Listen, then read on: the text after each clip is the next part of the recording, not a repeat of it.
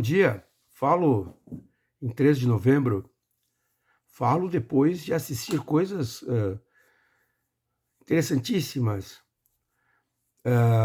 Não fossem os bloqueios que finalmente o Bolsonaro vem e para de apitar o seu apito de cachorro, diz que é para a cachorrada ir para casa, né. Ontem ele fez uma live pedindo isso, que parassem de bloquear as estradas, porque o direito de ir e vir. Mas a fala golpista continua. Quem olhar a fala do Bolsonaro ontem, ele segue estimulando as manifestações golpistas. Ora, aquele monte de gente fazendo apelo para guarita de quartel, para muro, pedindo golpe de Estado, é muito grave, todos sabemos disso. E aquela história de que é meia dúzia de gente, nem tanto assim. Meia dúzia de gente é que aparece. O que o Estado brasileiro precisa fazer para se proteger, o que a democracia brasileira precisa fazer para se proteger, é descobrir aqueles que não estavam ali. Em 24 estados brasileiros houve manifestação de índole golpista. Em Porto Alegre, eu, passando os olhos numa imagem, por incrível que pareça, identifiquei 2 ou 3 pessoas que eu conheço. É gente de classe média alta, gente muito bem aquinhoada, berrando histericamente, pedindo golpe militar. Mas digo para vocês, casualmente, essas pessoas que vi são pessoas que se beneficiaram na época do golpe militar.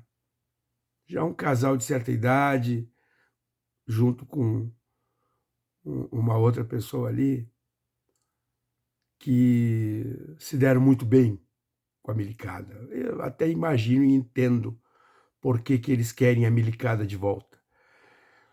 Agora, aqueles que morreram no caminho, né?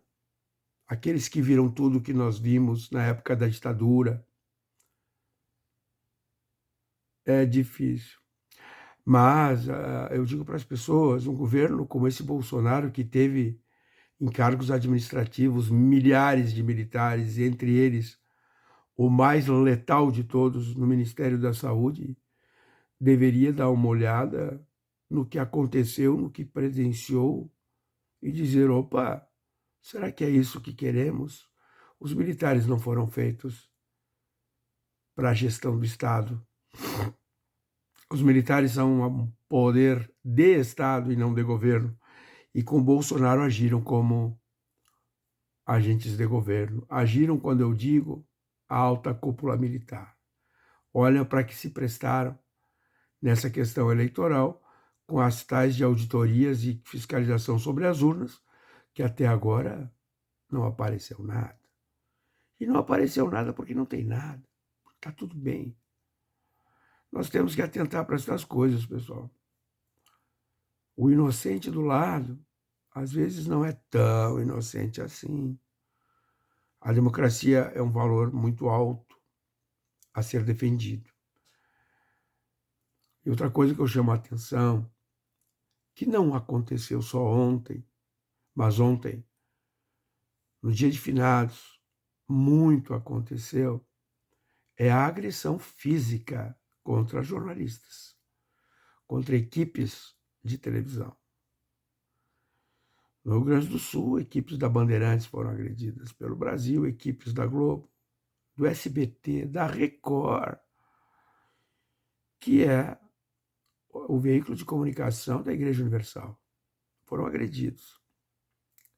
Isso não é normal, isso não pode ser normalizado. Agora, se alguém tiver estômago, dá uma passadinha na Jovem Pan, aquela que todo mundo berrava de que tinha sido censurado, e vejam como o jornalismo profissional gerou dentro de si um elemento autofágico.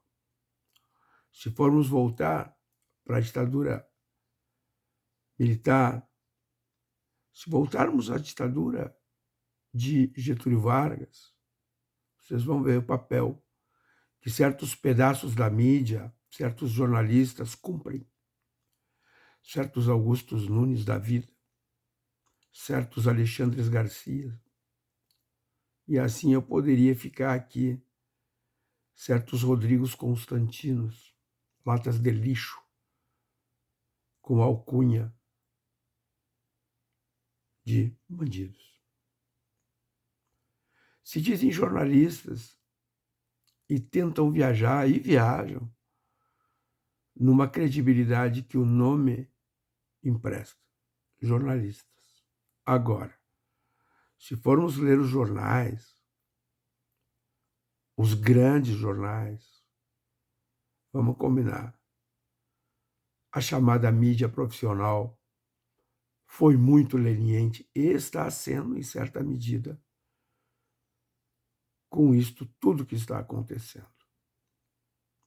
Já durante o governo Bolsonaro, jornalistas da Globo foram atropelados em cima da calçada por bolsonaristas. E aí, o que aconteceu? Aquela Jovem Pan fazia o que fazia, mentia do jeito que mentia, aqueles Augusto Nunes e tal. E os coleguinhas protegiam os coleguinhas. Isto tem consequência e as consequências estão aí. Ontem, várias equipes de jornalistas foram agredidas. E aquele bando de gente pedindo golpe militar e ninguém foi preso. Porque isso tem que dar cadeia, prisão em flagrante. Atentar contra o Estado Democrático é crime. A outra coisa, esses caras que estavam bloqueando o estrada. Onde estão os presos? Aí tu escuta certos aparatos de segurança. Não, nós não podemos, porque isso, porque como não podemos? É crime. Agora me diz o seguinte, vamos pegar São Paulo. Você imaginou ali, Paraisópolis. Resolve se rebelar contra qualquer coisa e vai para a estrada. Como é que acontece mesmo? O que o Estado faz mesmo? Claro, as forças de Estado fazem uma diferença. A partir da cor da pele, eles definem quem é do bem e quem é do mal. Os caras de Paraisópolis, eles iam atirar para dentro do camburão, porque são negros, pobres. Agora, os brancos que estavam parando as estradas, e olhem bem, olhem para as imagens, sendo alimentados por gente de Mercedes e BMW, conforme o depoimento do caminhoneiro. Está lá, os caras diziam isso. Chegavam os carrões, e ele me disse, Mercedes, BMW, entregavam pão, mortadela, e iam embora. Esses aí não, né? Nenhum preso, nenhum preso. Aí acontecem os desastres, as tragédias. E como é que fica? E o Estado brasileiro periclitando, até que o covarde, como sempre foi, como sempre fez, vem e pede, olha, vamos parar de bloquear a estrada. Por quê? Porque o agronegócio começou a se comprometer. Supermercados, as cadeias econômicas começaram a se comprometer. E não dá para esquecer, ele ainda é o presidente da República. Temos muito para caminhar, minha gente. Muito para caminhar, muito para pensar, muito para conversar com os nossos amigos, nossos vizinhos. Senão, a vaca vai para o brejo. Mas o primeiro passo a gente já deu. Tchau, Bozo. Por que tchau, Bozo? Porque as eleições, porque o Estado Democrático venceu. Simples assim.